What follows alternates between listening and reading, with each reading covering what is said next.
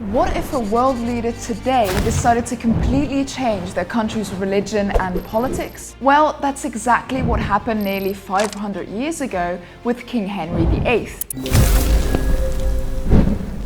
Hi, I'm Francesca from Crown Tours, and today we're talking about the most famous divorce ever and how one man's desire for a son led to massive changes that still affect us today. But before we start, don't forget to leave a like on this video and subscribe to our YouTube channel.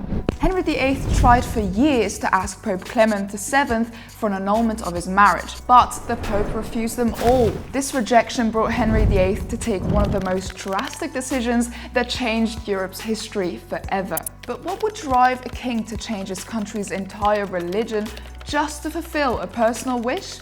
Well, to answer this question, we need to go back a few years. In the early 1500s, England was a Catholic country led by Pope Clement VII in Rome. King Henry was married to Catherine of Aragon, a Spanish princess, and his brother's widow. They needed special permission from the Pope because church law said you couldn't marry your brother's widow. Obviously, that was a big no. Let's say that Henry's start as a king was as controversial as his life. The Pope allowed it, and things were fine until they weren't. And suddenly Henry started a new church. How did that happen? Years pass and Catherine is unable to provide Henry with a male heir. They have a daughter, Mary, but in a time where dynastic succession is everything, a male heir is considered essential. The Tudor dynasty isn't that old and memories of the Civil War are fresh. Henry's desperate, so incredibly desperate for a son, he would do anything to have one. Enter Anne Boleyn.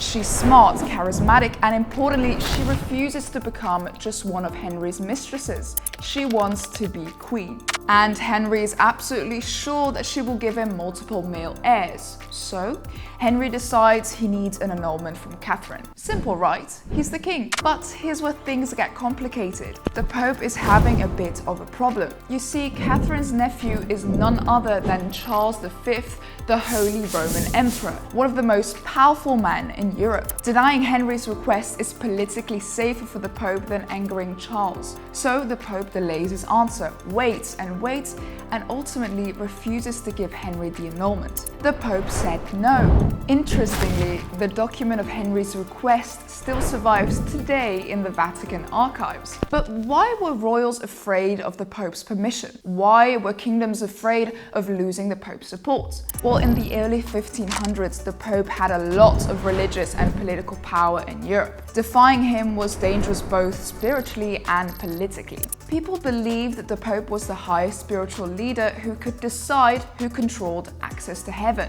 He could excommunicate people or even entire nations, which was a serious punishment in a very religious society. Politically, the Catholic Church was very rich and influential, obviously. Kings and queens needed the Church's approval to be seen as legitimate rulers, and opposing it could weaken their authority and cause public chaos. The Church was so deeply involved in daily life through education, charity, and community events, and there were no other established religions before the Reformation. Challenging the Church's authority threatened social stability. Because of this, the royals feared going against the Pope, since it could harm their spiritual well-being, the political position, and the harmony of their society. So, was Henry brave enough to go against the Pope? Henry is furious. He's not used to hearing no, especially not from someone he believes should be under his influence. And this is where things take a dramatic turn. Henry stopped caring about what the Pope said and took matters into his own hands. Unable to get his way through traditional channels, Henry starts to challenge the very foundation of the Church's authority in England. With the help of his advisors, he begins a series of legal maneuvers. In 1534, the Act of Supremacy is passed.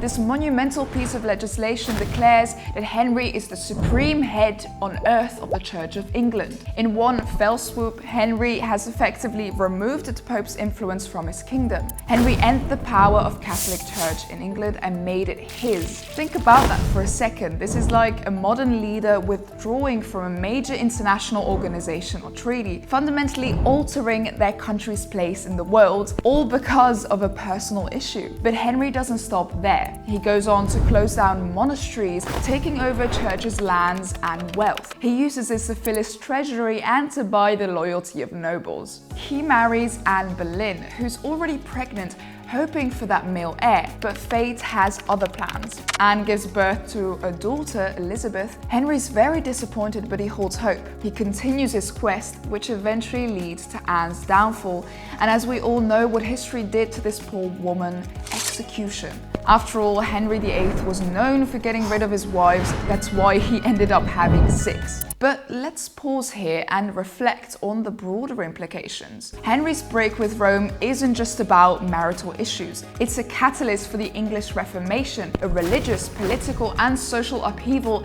that changes the course of history. By establishing the Church of England, Henry sets a precedent for challenging authority, asserting national sovereignty over external influence. Sound familiar?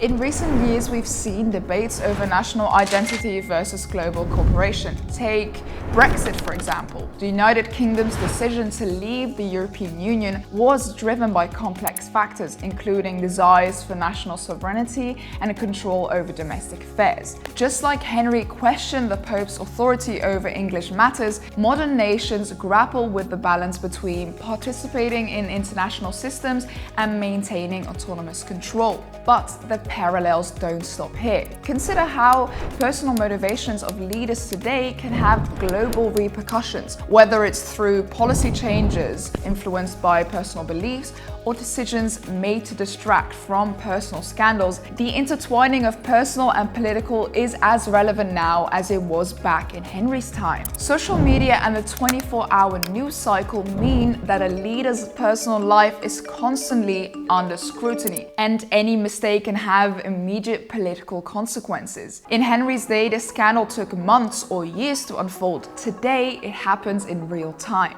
There's a wonderful twist of irony here. One of the most iconic reigns in English history would come from Henry, but not with a son, with a daughter. Henry's desire for a male heir was ultimately ironic. His daughter with Anne Boleyn, Elizabeth I, becomes one of the most iconic monarchs in British history, leading England into a golden age. It's a classic case of not getting what you want, but getting what you need. So what can we tell from Henry VIII's breakup with Rome? Well, first, the personal is often political. Leaders' personal wishes can and do shape policy in so many important ways. Secondly, going against strict systems can lead to such a big change, but not without cost. Henry's actions led to religious persecution, rebellion, and social chaos. The Pilgrimage of Grace, for example, was a very big rebellion protesting the dissolution of monasteries and a break from Rome. And finally, it's a reminder that our actions can resonate far more than we might have imagined, and in Henry's case, influencing generations to come. And as we go through our own lives, filled with personal ambitions and politics, looking back at Henry VIII's story offers great insights into how the nature of power, authority, and the human condition are always changing.